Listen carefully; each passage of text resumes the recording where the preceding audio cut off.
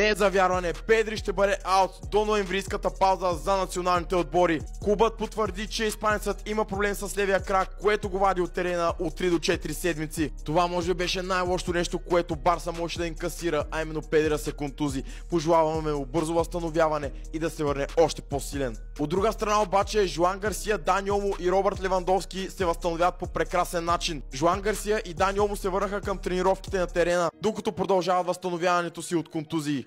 А междувременно Робърт Левандовски продължава да тренира със състава на Барса и възстановяването му върви по прекрасен начин, като целта всъщност е той да се завърне за мача с Елче. Дро Фернандес от друга страна пък направи дебют както в Шампионска лига, така и в Ла Лига, което го превръща в истинска сензация на Ла Масия.